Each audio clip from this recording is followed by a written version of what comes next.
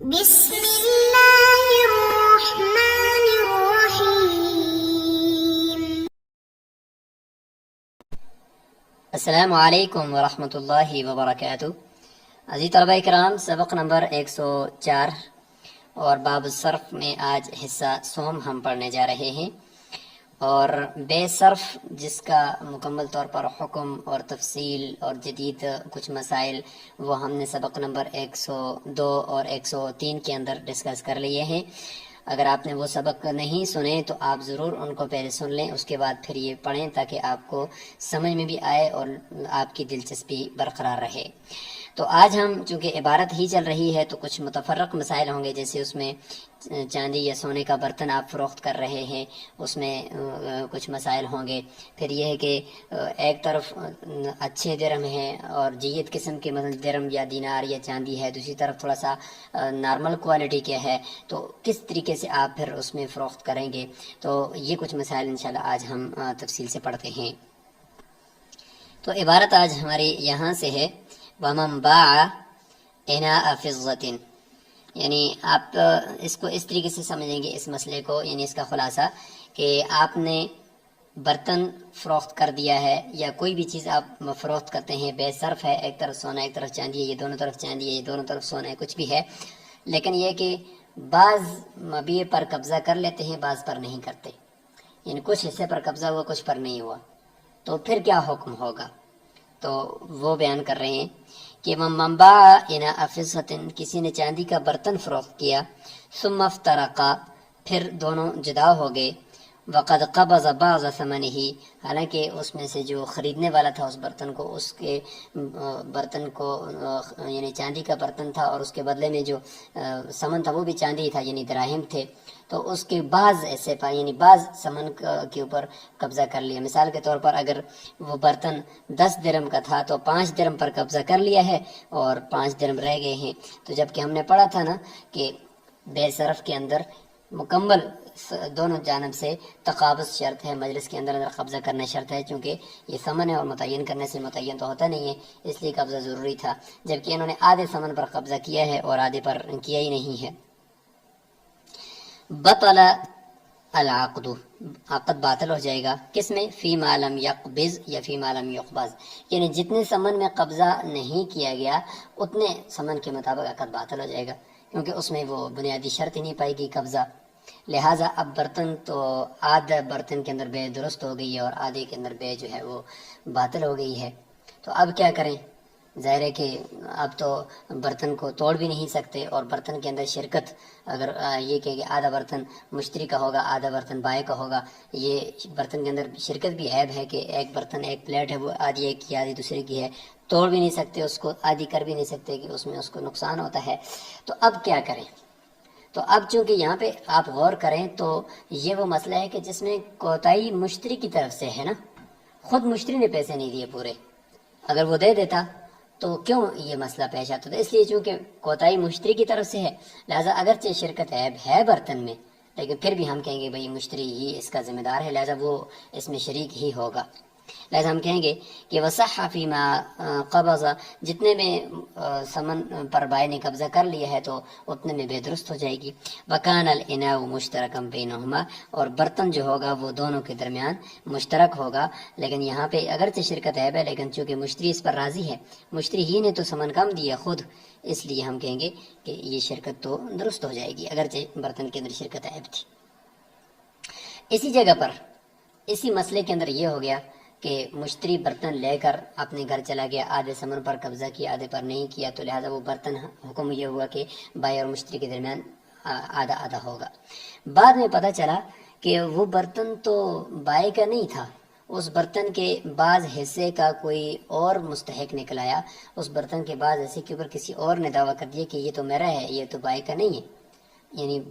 Bye کا پورا نہیں ہے جس نے آپ پر فروخت کیا، بلکہ اس میں آدھا تو میرا ہے، ایک تیسرے آدمی آ گیا، تو معلوم یہ ہوا کہ بائے نے ایک حصہ تو اپنا اٹھا کر بیچا تھا اور ایک کسی اور آدمی کا اٹھا کر اس نے فروخت کر لیا تھا اس پلیٹ کے اندر سے۔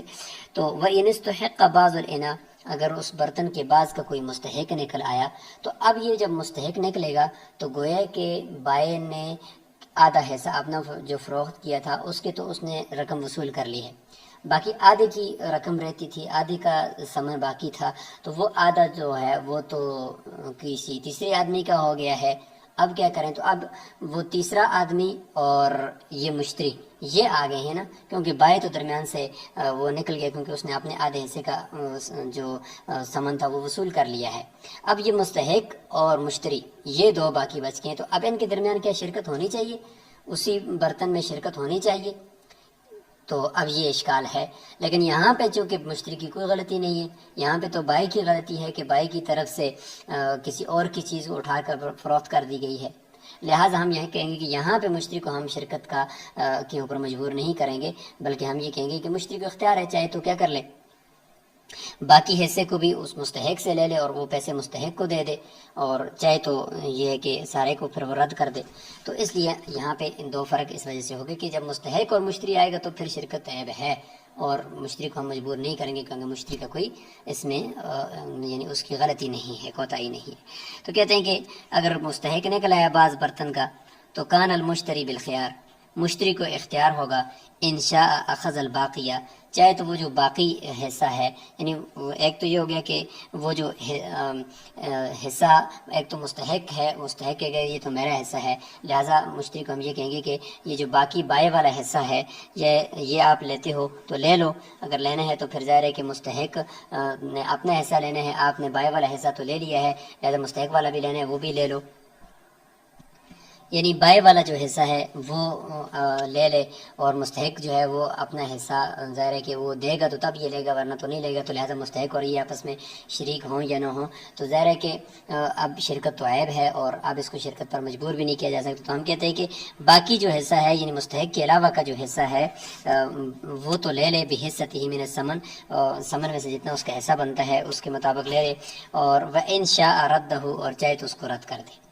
یہاں پہ مجبور ہم اس کو شرکت پر نہیں کریں گے، پہلی صورت میں اختیار دے رہے ہیں کہ چاہے تو باقی لے لے، یعنی بائیں والا حصہ لے لے اور مستحق والے حصے میں وہ پھر شریک ہو جائے، پھر مستحق کے ساتھ وہ آپس میں نمٹ لے، لیکن یہ کہ چاہے تو پھر اس کو رد بھی کر سکتا ہے۔ اوپر والے مسئلے میں ہم نے اس کو رد کرنے کا اختیار اس وجہ سے نہیں دیا تھا کہ وہاں پہ اس کی اپنی طرف سے کوتاہی پائی گئی تھی۔ تو یہاں تک بات ہوگی کہ کوئی برتن یعنی چاندی سے بنی ہوئی کوئی چیز آپ فروخت کریں گے تو اس میں شرکت چونکہ عیب ہوتی ہے، تو وہ مسئلہ تھا۔ اب چاندی کا کوئی بغیر بنا ہوا کوئی ڈلی پڑی ہوئی ہے یا سونے کی کوئی ڈلی پڑی ہوئی ہے ایسے غیر مسوق شکل میں، اور یعنی اس کے اوپر کوئی کاریگری نہیں کی گئی، ایسے ہی جیسے کہ کان سے یا کسی جگہ سے آپ کو مل گیا مثال کے طور پر چاندی، یا یہ ہے کہ خام مال جسے ہم کہہ سکتے ہیں وہ چاندی کی ڈلی پڑی ہوئی ہے وہ آپ فروخت کر رہے ہیں، تو وَمَن بَاعَ قِطْعَةَ نُقْرَةٍ، کوئی آدمی چاندی کی اس ڈلی کو بیچ رہا ہے، فَاسْتُحِقَّ بَعْضُهَا، بیچنے کے بعد کوئی مستحق نکلایا، یعنی کوئی تیسرا آدمی اس کے کوئی مستحق نکلایا کہ اس کے اندر اس کا بھی حصہ ہے، تو أَخَذَ مَا بَقِيَ بِحِصَّتِهِ، تو لہٰذا وہ جو باقی حصہ ہے ایک تو وہ مستحق اپنا حصہ لے لے گا، اور باقی حصہ جو ہے وہ لے لے جتنا اس کا بنتا ہے یعنی اس کے مطابق، لیکن ہے کہ یہاں پہ ولا خیار لہ، اس کو اختیار نہیں دیا جائے گا، یعنی مستحق اپنا حصہ کاٹ کر لے لے، یہاں پہ تو چاندی کی جو ڈلی ہے اس کو کاٹنے میں تو کوئی عیب نہیں ہے، اور اس میں یہ جو مستحق ہے وہ اپنا حصہ کاٹ کر الگ کر لے گا، اور بقیہ حصے کو مشتری وہ خرید سکتا ہے، تو اس لیے یہاں پہ یہ اختیار اس کو نہیں دیا جائے گا۔ اب چلتے ہیں ہم آگے مسئلے کی طرف کہ جس میں ایک طرف مطلب ایک جنس ہے، دوسری طرف بھی جنس ہے، یعنی دو جنس ایک طرف ہیں، دوسری جنس طرف بھی دونوں جنس ہیں، تو اب کہیں ایک طرف جو جنس ہے وہ ذرا زیادہ ہے، دوسری طرف اسی جنس سے جو چیز ہے وہ کم ہے، تو وہاں پہ کیا کریں گے؟ مثال کے طور پر ایسا ہے کہ ایک طرف 2 درہم ہے اور دوسری طرف 1 درہم ہے، اور ایک طرف جو دیا جا رہا ہے وہ 1 دینار ہے اور دوسری طرف جو ہے وہ 2 دینار ہیں، تو اگر ہم جنس کو جنس کے ساتھ اگر بدلے میں کرتے ہیں تو پھر تو سود لازم آتا ہے، کمی جاتی ہے، لہٰذا اب یہاں پہ کیا کریں گے؟ فرماتے ہیں کہ وَمَن بَاعَ دِرْهَمَيْنِ وَدِينَارًا، کوئی آدمی 2 درہم اور 1 دینار بیچ رہا ہے، 2 درہم ہے اور 1 دینار ہے، بدلے میں کیا لے رہا ہے؟ بِدِينَارَيْنِ وَدِرْهَمٍ، 2 دینار لے رہا ہے اور 1 درہم لے رہا ہے، تو دیکھیں ایک طرف 1 دینار ہے دوسری طرف 2 دینار ہے، ایک طرف 2 درہم ہے اور دوسری طرف 1 درہم ہے۔ اب اگر درہم کو درہم کے بدلے میں کرتے ہیں تو کمی جاتی ہے، سود ہے، جنس کو جنس کی طرف پھیرنا، اور اگر دینار کو ادھر دینار کے بدلے میں کرتے ہیں تو ایک طرف 1 دینار ہے تو اسی طرف 2 دینار ہے تو سود لازم آتا ہے. کیا کریں گے؟ فرماتے ہیں کہ جاز البیع، بے درست ہے، اور ظاہر ہے کہ ایک مسلمان کا کیا ہوا عقد ہے تو اس کو شریعت کوشش کرتی ہے اگر اس کا صحیح رخ بنتا ہے تو اس کو صحیح رخ دے دیتے ہیں. تو فرمایا کہ ہم ایسا کر دیتے ہیں کہ وَجُعِلَ كُلُّ وَاحِدٍ مِنَ الْجِنْسِ جِنْسَيْنِ بَدَلًا مِنْ جِنْسِ الْآخَرِ، کہ دونوں جنسوں میں سے ہر ایک جنس کو دوسری جنس کے بدلے میں کر دیا جائے گا. کیسے کہ لہذا یہاں پہ اس طرف جو 2 درہم ہے نا، ادھر سے ان کو ان 2 دیناروں کے بدلے میں کر دیتے ہیں. تو 2 درہموں کے بدلے میں 2 دینار تو کمی زیادہ جائز ہے، کوئی بات نہیں کیونکہ جنس مختلف ہے. اور ادھر سے 1 دینار کو 1 درہم کے بدلے میں کر لیتے ہیں. تو اس طریقے سے کر کے یہ بے درست ہو سکتی ہے. تو جب جنس کو خلاف جنس کی طرف پھیریں گے تو وہ خرابی بھی لازم نہیں آئے گی سود والی. اسی طریقے سے آگے بالکل اسی طرح کا مسئلہ ہے کہ جس میں ایک طرف 11 درہم ہے اور دوسری طرف 10 درہم اور 1 دینار ہے. وَمَنْ بَاعَ أَحَدَ عَشَرَ دِرْهَمًا، 11 درہم ایک بندہ بیچ رہا ہے، بدلے میں بعشرة دراہم و دینار، 10 درہم اور 1 دینار لے رہا ہے، 10 درہم اور 1 دینار لے رہا ہے. تو ٹھیک ہے، 10 درہم کو 10 درہم کے بدلے میں کر دیں گے اور آگے رہ جائے گا 1 درہم اور 1 دینار. تو 1 درہم اور 1 دینار آپس میں کمی زیادتی کے سبب درست ہو جائے گی. جاز البیع وکانت العشرۃ بمثلها، 10 درہم اپنی مثل 10 درہم کے برابر میں ہو جائیں گے، والدینار بدرہم، اور دینار درہم کے بدلے میں ہو جائے گا. اسی طریقے سے آگے اسی سے ملتا جلتا مسئلہ ہے کہ ایک طرف درہم ہیں اچھے والے، جیت والے، اور دوسری طرف چاندی سے بنے ہوئے درہم جو ہوتے ہیں ان میں جو ہے کہ تھوڑا سا مطلب بیکار سے ہیں یا کم قیمت کے ہیں، یا یہ ہے کہ پرانے ہیں، یا کچھ بھی اس کی کوالٹی میں فرق ہے. تو اس لیے فرماتے ہیں کہ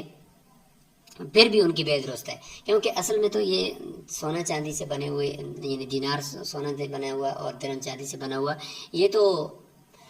وزنی چیزیں ہیں نا. تو لہذا وزن میں برابری ضروری ہے، عمدگی میں اور جودت اور سیاغت میں برابری ضروری نہیں ہے. کیونکہ حدیث میں جیدھا و ردیھا سواء، اموال ربویہ کا جید اور ردی جو ہے وہ برابر ہی ہے. لہذا ویجوز بیع درہمین صحیحین، 2 درہم صحیح و درہم غلۃ، یا اور 1 درہم غلۃ یا غلطن کہیں گے تو اس حال میں کہ وہ غلہ ہو یعنی پرانا ہو اور ردی ہو. تو 1 درہم 2 درہم صحیح ہے اور 1 درہم جو ہے وہ غلطن یعنی ردی قسم کا ہے. تو دوسری طرف کیا ہے جی، 1 درہم صحیح ہے اور 2 درہم ردی ہیں. تو دونوں کو اس طریقے سے کر دیں گے کہ ہم کہیں گے کہ بھائی ٹھیک ہے، درہم صحیح 2 درہم غلط یعنی جو ہے درہتی ان کے برابر میں ہو جائے گا، اور 1 درہم غلط جو ہے وہ 2 درہم 1 درہم صحیح کے مقابلے میں ہو جائے گا. تو چونکہ وزن چونکہ برابر ہے دونوں کا تو وزن ہی کا اعتبار ہے، لہذا جید اور ردی کا اعتبار اس میں نہیں کیا جائے گا. یہ وصفی ہے، وصفی خرابی ہے، اور وصفی خرابی میں ان کا اموال ربویہ میں اس چیز کا اعتبار نہیں کیا جاتا، صرف وزن کا اعتبار کیا جاتا ہے. اچھا، یہاں تک یہ بات ہوگی. آگے یہ ہے کہ اگر ذرا کہ آپ چیز جو دیکھتے ہیں درہم اور دینار کو، تو درہم اور دینار کو جب بناتے ہیں تو اس میں کچھ نہ کچھ ملاوٹ ضرور کرتے ہیں. اس کی وجہ یہ ہے کہ خالص سونے کا، خالص چاندی کا درہم نہیں بنتا، نہیں خالص سونے کا دینار بنتا ہے. لہٰذا اس میں کچھ نہ کچھ ملاوٹ تو ہوتی ہی ہے. اب غالب کا اعتبار ہے، اکثر کا اعتبار ہے. اگر اکثر ملاوٹ ہے تو وہ سمن نہیں ہے، پھر وہ سامان کے حکم میں ہے. اور اگر اکثر سونا ہے اس میں، اکثر چاندی ہے اس میں، تو سمجھ جائیں کہ یہ جو ہے یہ سونے چاندی کے حکم میں ہوگا. پھر اس کی بے شرح اسی بے صرف کے احکامات کے مطابق ہوگی. وَإِنْ كَانَ الْغَالِبُ عَلَى الدَّرَاهِمِ الْفِضَّةُ، اگر غالب دراہم کے اوپر چاندی ہو اور کھوٹ جو ہے اس میں کم ہو، فَهِيَ فِي حُكْمِ الْفِضَّةِ، تو یہ چاندی کے حکم میں ہوگا. وَإِنْ كَانَ الْغَالِبُ عَلَى الدَّنَانِيرِ الذَّهَبُ، اور اگر سونا غالب ہے دنانیر کے اوپر، فَهِيَ فِي حُكْمِ الذَّهَبِ، لہذا وہ سونے ہی کے حکم میں ہوگا سارے کا سارا دینار، کیونکہ اکثر کا اعتبار ہے تو کچھ نہ کچھ ملاوٹ تو ویسے بھی اس میں ہوتی ہے. اچھا، جب اعتبار اس میں سونے چاندی کا ہی ہو گیا اور اکثریت کے اعتبار کر کے، تو فَيُعْتَبَرُ فِيهِمَا مِنْ تَحْرِيمِ التَّفَاضُلِ مَا يُعْتَبَرُ فِي الْجِهَادِ، تو اعتبار کیا جائے گا ان درہم اور دنانیر میں کمی زیادتی کے حرام ہونے سے متعلق، اور اتنا ہی اعتبار کیا جائے گا جتنا اعتبار جیاد یعنی اصلی جو درہم دنانیر ہوتے ہیں جن میں کھوٹ کم بالکل نہ ہونے کے برابر ہوتا ہے، جس طرح ان میں کیا جاتا ہے تو اس طریقے سے ان میں بھی کیا جائے گا، بالکل اسی طرح کا حکم ہوگا. وَإِنْ كَانَ الْغَالِبُ عَلَيْهِمَا الْغَشَّ، اور اگر ان سونا درہم اور دنانیر جو ہیں ان کے اوپر غش غالب ہے، یعنی دوسری دھاتیں اس کے اندر زیادہ ملاوٹ کی، یہ سونا چاندی کم ہے، تو فلیسا فی حکم الدراہم والدنانیر، لہٰذا یہ دراہم اور دنانیر کے حکم میں نہیں ہوں گے. پھر کس چیز کے حکم میں ہوں گے؟ فہما فی حکم العروض، اور یہ سامان کے حکم میں ہو جائیں گے. پھر سامان کو جس طریقے سے بھی آپ کوئی عام مبیع کو بیچتے ہیں اسی طریقے سے آپ اس کی خرید و فروخت کریں گے. لہٰذا فإذا بیعت بجنسها متفاضلا، پس جب ان کو ان کی جنس کے ساتھ بیچے، یعنی اس طرح کی کھوٹے درم جن کے اوپر غش غالب ہے ان کو اسی طرح کی ہم مثل کے ساتھ جب فروخت کیا جائے گا، کمی زیادتی کے ساتھ کیا جائے گا، تو جاز البیع، بے درست ہے. بے کیوں درست ہے یہاں پر؟ کیونکہ کچھ نہ کچھ چاندی تو اس میں ہے، تو کہیں سود نہ لازم ہے. تو ہم کہیں گے کہ بھائی ایک طرف کے دراہم کا چاندی دوسری طرف کے دراہم کے کھوٹ کے مقابلے میں کریں گے، اور دوسری طرف کے جو دراہم کا جو کھوٹ ہے اس طرف کے دراہم کی چاندی کے برابر میں کر دیں گے. تو اس طریقے سے جنس کو خلاف ہے، جنس کی طرف جس طرح ابھی ہم نے پیچھے پھیرا تھا نا، اس طریقے سے پھیر کے ان کو ہم کہہ دیں گے بھائی یہ بے درست ہے. تو یہ ہو گیا جی یہاں پر ان کھوٹے دراہم سے متعلق حکم. اچھا، انہی کھوٹے دراہم کے سے آپ نے خریدنا تھا، کچھ مبیع خریدنا تھا، آپ نے خریدنا چاہا تو آپ نے خرید لیا. وَإِنِ اشْتَرَىٰ بِحَاصِلَةً، اگر آپ نے اس کے ذریعے سے کوئی سامان خرید لیا. ثُمَّ كَسَدَتْ، پھر وہ کساد بازاری، یعنی ان کے اوپر پابندی لگی، مارکیٹ میں اب رائج وہ نہیں ہوں گے، فوراً اعلان ہو گیا کہ بھائی اب یہ سکے نہیں چلیں گے. آپ نے انہی سکوں کے ساتھ بے کی تھی مثال کے طور پر. فَتَرَكَ النَّاسُ الْمُعَامَلَةَ بِهَا قَبْلَ الْقَبْضِ، ابھی تک آپ نے بائی کے قبضے میں یہ کھوٹے درہم نہیں دیے تھے، قبضہ کرنے سے پہلے ہی ان کے اوپر پابندی لگ گئی ہے. اچھا، اب کیا کریں؟ لوگوں نے اس کے اوپر ساتھ معاملہ کرنا بھی ترک کر دیا ہے. تو امام ابو حنیفہ رحمہ اللہ فرمائیں گے کہ بطل البیع عند ابی حنیفہ رحمہ اللہ. امام صاحب کے نزدیک چونکہ اب یہاں پہ مبیع جو ہے وہ بغیر ثمن کے رہ گئی ہے،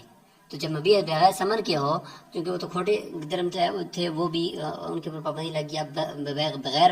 ثمن کی جو مبیع ہوتی ہے، بے ہوتی ہے، وہ تو بے باطل ہوتی ہے نا، کرادم ہوگی. ایک طرف رکن ہی نہیں ہے، مین جو ثمن ہوتا ہے وہ ہے ہی نہیں ہے، تو بے باطل.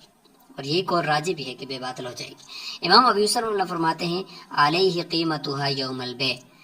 اس کے اوپر بے کے دن کی قیمت لازم ہوگی. یعنی امام ابو یوسف رحمہ اللہ فرماتے ہیں کہ جس دن انہوں نے بے کی تھی اس دن ہی چونکہ اس کے اوپر یہ کھوٹے درہم دینا لازم ہوئے تھے نا، لہٰذا اس دن دیکھو کہ ان کھوٹے درہموں کی مارکیٹ میں کیا ریٹ چل رہی تھی، روپے کے اعتبار سے ان کھوٹے درہموں کی کیا ریٹ چل رہی تھی، اسی ریٹ کے اعتبار سے آپ دے دیں. ظاہر ہے کہ اسی دن تو بے ہوئی اور اسی دن آپ مشتری پر دینا لازم ہوئے ہیں، لہٰذا اگرچہ وہ ختم ہو گئی، ان کے اوپر پابندی لگ گئی، لیکن ان کی قیمت تو دے سکتے ہیں نا، تو اس لیے بے باطل نہیں ہوگی، وہ قیمت لازم ہوگی. امام محمد رحمہ اللہ فرماتے ہیں کہ قیمت تو لازم ہوگی، لیکن قیمت کون سی لازم ہوگی؟ علیہ قیمتها، مشتری کے اوپر قیمت لازم ہوگی ان کھوٹے درہموں کی آخر ما یتعامل الناس، اس آخری دن کی جس دن لوگ اس کے ساتھ معاملہ کر رہے تھے. یعنی وہ آخری دن جس دن لوگ اس سے معاملہ کر رہے تھے اس کے بعد پابندی لگی تھی، اس دن ان کی کیا ریٹ تھی، کیونکہ اسی دن تو منتقل ہوئے ہیں ان کھوٹے درہموں سے ان کی قیمت کی طرف، لہٰذا قیمت تو دیں گے لیکن اس آخری دن کی دیں گے. اور بعض جو ہے فقہا نے اسی آخری امام محمد رحمہ اللہ کے قول پر فتویٰ دی ہے، کیونکہ تعامل الناس ہے، لوگوں کے ہاں یہ چیز رائج ہوتی ہے. تو اب اگر اس میں بالکل بے کو باطل کر دیں گے تو ایک حرج بھی لازم آتا ہے. تو فتویٰ امام محمد رحمہ اللہ کے قول پر دیا گیا ہے کہ اس میں ذرا لوگوں کے لیے سہولت ہے کہ جس دن آخری دن لوگ معاملہ اس سے کرنا بند کر رہے تھے اور آخری دن معاملہ کر رہے تھے، اس دن جو اس کی ریٹ ہے وہ معلوم کی جائے اور مشتری بس وہی دے دے اور بے درست ہو جائے گی. تو یہاں تک ہم اس کو مکمل کر لیتے ہیں آج کے سبق کو. تو آج ہم نے کچھ متفرق مسائل کے چاندی کی بنی ہوئی برتن ہے اس کو فروخت کریں گے تو اس میں اگر کچھ پر قبضہ کر لیں، سامان پر کچھ پر نہ کریں تو کیا حکم ہوگا. اسی طریقے سے ہم نے پڑھ لیا کہ چاندی کی ڈلی فروخت کر دیں تو کوئی مستحق نکلا ہے تو پھر کیا حکم ہوگا. اسی طریقے سے ہم نے پڑھ لیا کہ بھائی ایک طرف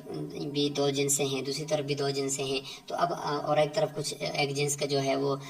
زیادہ ہے، دوسری طرف اس کا کم ہے، تو کیا کریں گے، کس طریقے سے بے کریں گے. تو اس طرح کے مسائل ہم نے پڑھ لیے. پھر آخر میں کھوٹے درہموں سے متعلق احکامات بھی ہم نے ڈسکس کر لیے ہیں. انشاءاللہ اگلا سبق جو ہوگا وہ ہمارا آخری سبق ہوگا بے صرف کا. اس میں انشاءاللہ کچھ اہم مسائل